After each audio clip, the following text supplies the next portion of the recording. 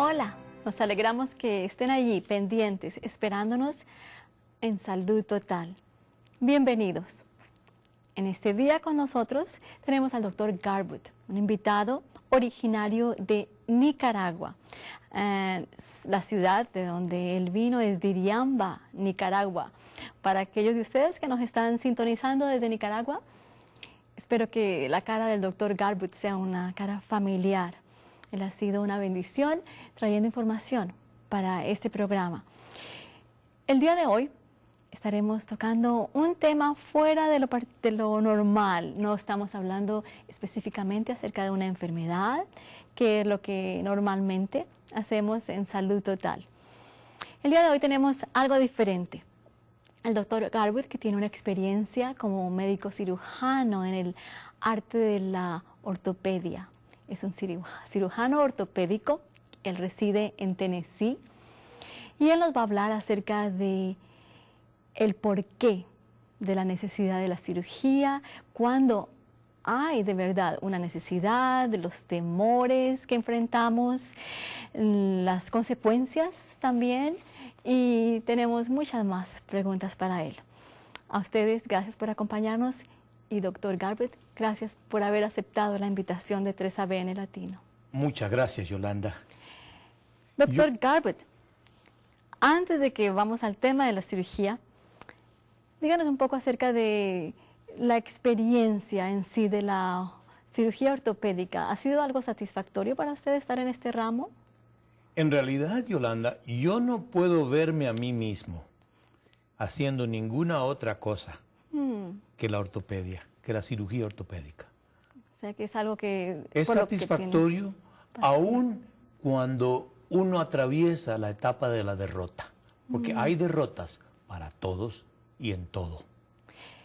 Cuando usted terminó su escuela como ortopedista, uso la palabra terminó. ¿Cree usted que terminó o quizá empezó su escuela al ejercer? En inglés hay una palabra que le asignan a la graduación y la voy a utilizar en inglés: commencement. Es una ceremonia en la cual el graduando recibe su título, su diploma y sale al mundo. La palabra commencement en realidad viene de la misma raíz latina de donde viene la palabra castiza comienzo. Es decir, es el principio. La Facultad de Medicina nos enseñó a estudiar. Me acuerdo de maestros favoritos como Pancho, el maestro Pancho que nos enseñó la anatomía. Duro, duro como él solo. Era una varilla de acero el hombre, pero nos enseñó la anatomía. Maestros en bioquímica, maestros en microbiología, que nos enseñaron las bases de lo que son hoy nuestros diagnósticos de medicina. Llegamos entonces a la graduación, salimos de la facultad, salimos a hacer vida y otros fuimos a residencias. En la residencia nos encontramos otros maestros que nos obligaban a leer. Por ejemplo, llegábamos a hacer una cirugía en el departamento de ortopedia. Íbamos al sitio donde el médico se lava las manos en forma estéril. Y allí, en ese lavamanos, estaba el profesor, que estaba haciéndonos preguntas. No preguntas sobre quién ganó el partido de fútbol de ayer. Eran preguntas acerca de la anatomía local del sitio en que íbamos a trabajar. Y, ay, de aquel pobre residente que no se supiera de memoria la anatomía. No solamente del área donde íbamos a trabajar, sino qué había entre la piel y esa área. Qué había abajo de esa área, qué había a un lado y al otro. Porque en una voz no muy cariñosa, en una voz no muy tranquila, y en una voz audible a todos los que estaban alrededor de ese lavamanos, lo mandaba a uno a la biblioteca a leer. Con la instrucción final: cuando sepas algo, puedes volver a este lavamanos. Tal vez te dejo entrar y quién sabe, tal vez te dejo operar.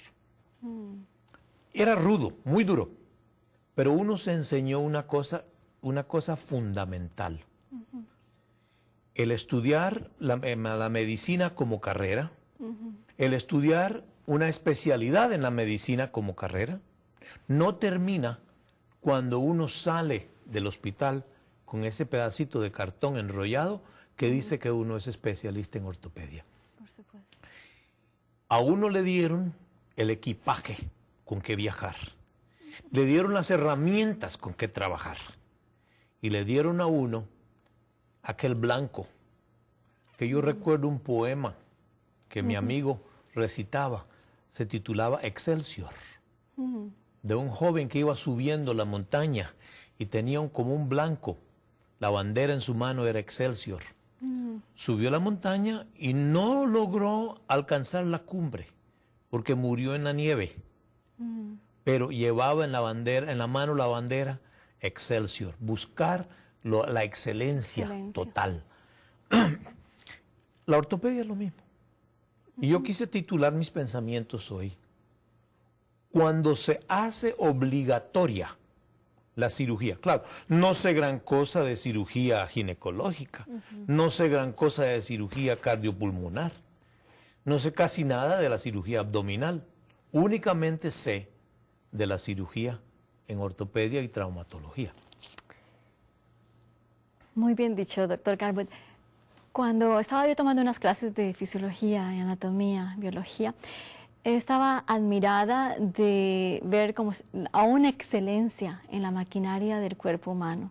Cuando vemos en los libros comunes en casa, no se hacía tan vívida como cuando estábamos en la clase, con el cuerpo humano enfrente de nosotros, con los músculos, los huesos. Y en relación con nuestro tema, en ese momento parece que el cuerpo ha sido diseñado perfecto, ¿verdad? Por un perfecto ingeniero. Pero a pesar de que hemos tenido temas en salud total de prevención, ¿verdad? De explicación de diferentes enfermedades, en este momento vamos a enfocarnos en cuándo se hace obligatorio una cirugía. En este cuerpo que está tan sabiamente diseñado y en relación específica a la ortopedia, que es su caso, ¿por qué y cuándo se hace necesario o obligatorio una cirugía, doctor Garbutt? En realidad la cirugía se hace obligatoria cuando sea cual fuere el factor que media en llevarnos a ella, alguna parte de este cuerpo humano que Dios hizo tan maravillosamente, como lo dice el salmista David, que somos hechos en forma maravillosa. Cuando una parte sufre un desperfecto, ya sea por un accidente, una caída, la abuelita María iba a la cocina y había un charquito de agua, puso el pie en el charquito, se resbaló y cayó. Se le rompió la cadera. Es necesario hacer algo, porque hasta ahora, o hasta algunos años, era necesario acostar a la abuelita María en una cama con una venda en la pierna que tenía la cadera rota, ponerlo amarrado a una tracción que pasaba por encima de una polea a una pesa que estaba colgando al otro lado de la cama. Y allí se quedaba la abuelita María por 8 semanas, porque ese es el tiempo que toma el hueso para curarse. Mi abuela, llamada Marian, ella sufrió una de esas fracturas. A mediados de su tratamiento, mi abuelita consiguió pulmonía. Y muy tranquilamente una noche la pulmonía la ahogó y murió. En inglés llaman la fractura de la cadera el amigo del viejito o la viejita. Porque en realidad eso era. En lugar de tener que seguir con los sinsabores de la vida, una fractura de cadera lo acostaba, le daba la pulmonía y moría. Salía de todo el problema. Hoy día ya no se hace eso. Hoy día hay varias formas de atender una fractura de estas? ¿Hay alguna forma en la que se hace un orificio pequeño en la rodilla? Y aprovechándose del hecho de que el fémur, que es donde está la cadera, el fémur es un hueso que es hueco por dentro. Desde acá se pasan alambres largos bajo la dirección de un aparato de rayos X. Y uno ve dónde están, uno ve cuando uno llega a la fractura y lo mira tanto en posición anteroposterior o en posición lateral, y entonces uno puede ver a dónde va la punta de ese alambre. Son alambres que tienen el diámetro como de mi dedo meñique. Esos alambres entonces se hacen entrar en el cuello y en la cabeza del fémur. Luego se pasa otro alambre y otro. A veces se ponen 4 y 5 alambres de esos, haciendo un grosor bastante importante. Esa es una forma de arreglarlo. Otra forma de arreglarlo es hacer un pequeño orificio en la orilla de la cadera, donde se puede tocar ese hueso en la parte de arriba, cercana del fémur, y donde ese hueso hace su curva. Allí se pasan unos tornillos montados sobre un alambre, porque los tornillos son huecos. Los tornillos tienen perforación en el centro. Uno mete un alambre bajo dirección de los rayos X y sobre ese alambre uno pasa 1, 2, 3 o 4, de la cantidad que haga falta, para sentirse el cirujano seguro de que esa fractura está bien mantenida.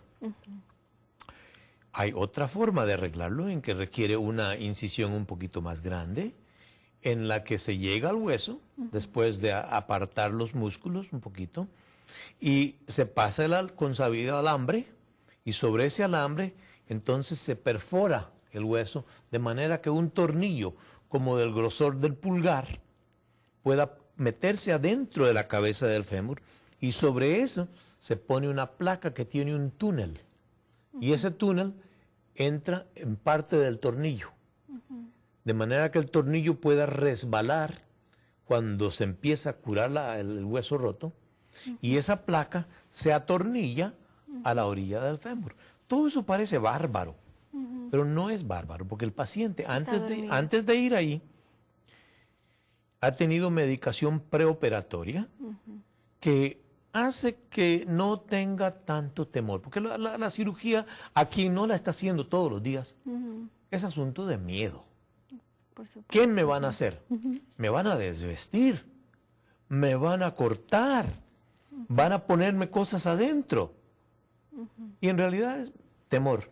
Pero el paciente tiene que recordar, y los familiares tienen que recordar, que el médico y el elenco que está trabajando con él o con ella son personas entrenadas. Número 1, lo primero que nos enseñaron en anatomía cuando llegamos a los cadáveres: ese cuerpo merece respeto, porque ese cuerpo le está enseñando a usted qué es el cuerpo humano, quién es el cuerpo humano. Y siempre aprendimos a tratar a nuestros pacientes con respeto absoluto. Entonces, el paciente, cuando entra a cirugía conmigo, siempre, antes de administrar la anestesia, yo oro con mis pacientes. Qué bien. Porque yo reconozco que como cirujano, yo soy portador de conocimiento. Yo soy hábil de manos, sí, pero esa habilidad no es mía. Esa habilidad Dios me la dio. Y yo tengo que reconocer la habilidad que Él me ha dado. Y al paciente yo le digo que yo soy simplemente un par de manos con un cerebro añadido que está al servicio de mi Padre Celestial. Qué bien. Cuando oramos, se administra la anestesia, ya sea general o raquídea o local, dependiendo de dónde vamos a trabajar. Se elimina el dolor. El paciente tiene, además de la eliminación del dolor, medicamentos que le hacen más tranquilo.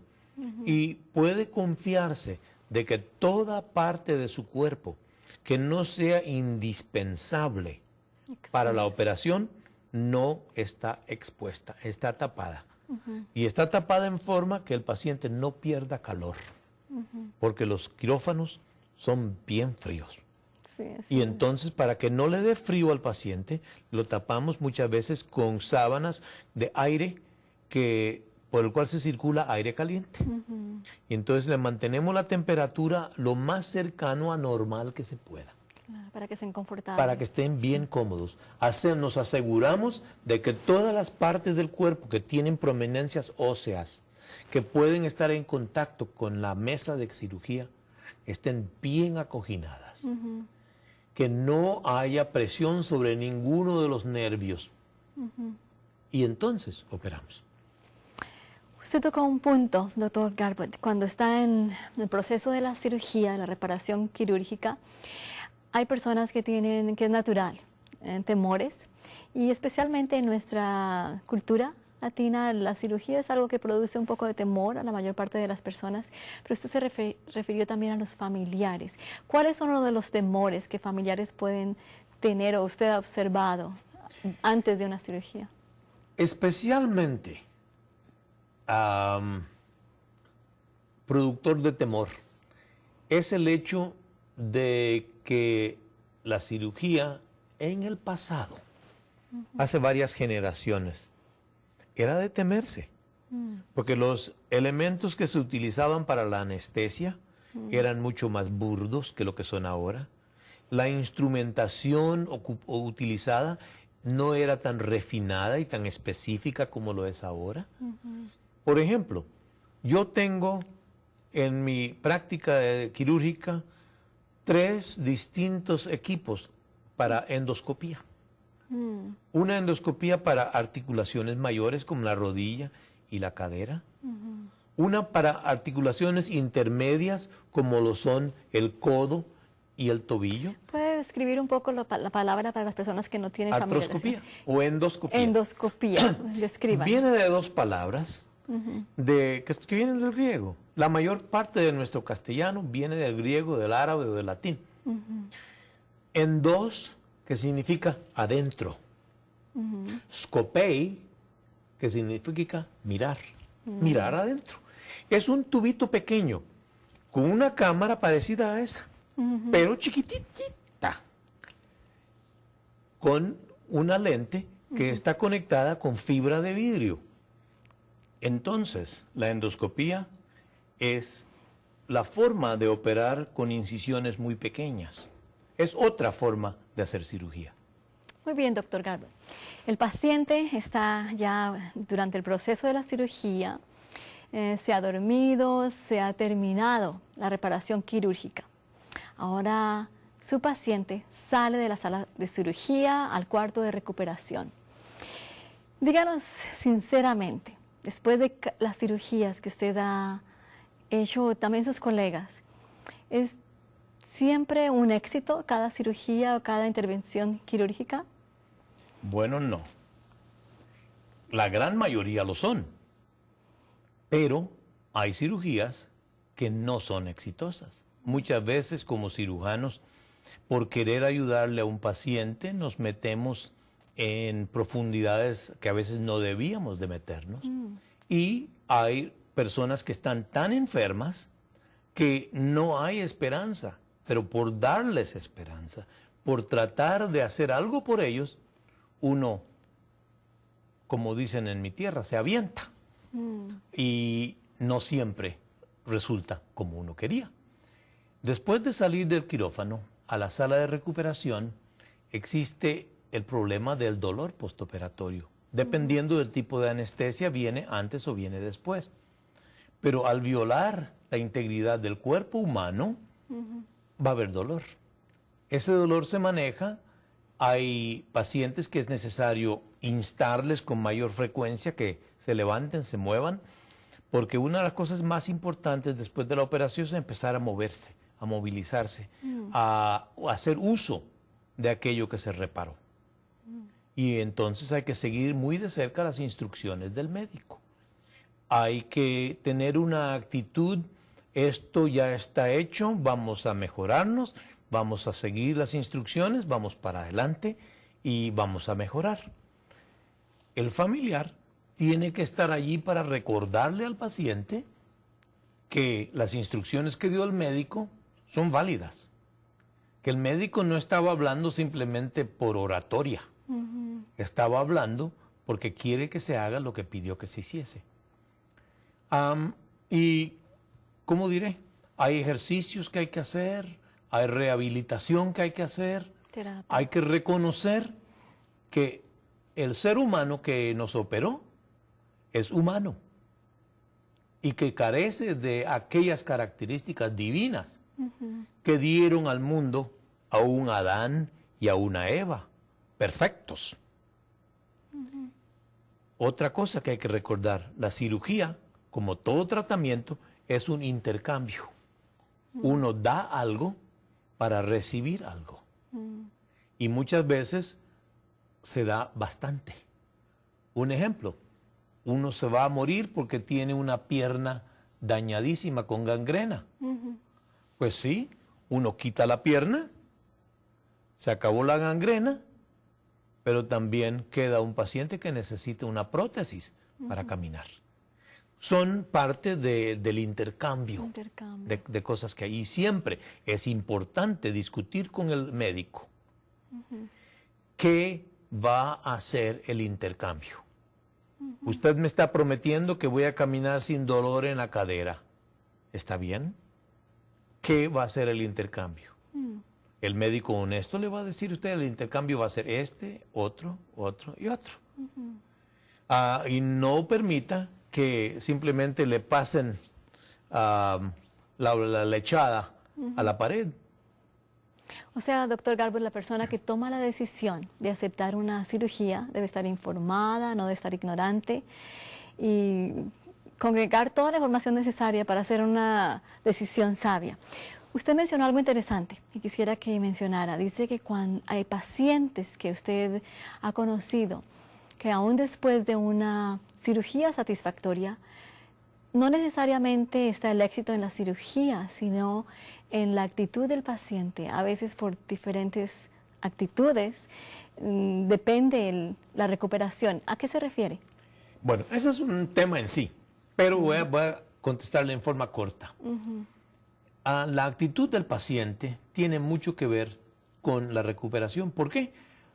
Por ejemplo, en casos de accidentes laborales, hay algunos pacientes que creen, bueno, me caí de esta escalera, me rompí la pierna, este es mi boleto para el retiro. La compañía me tiene que mantener el resto de mi vida.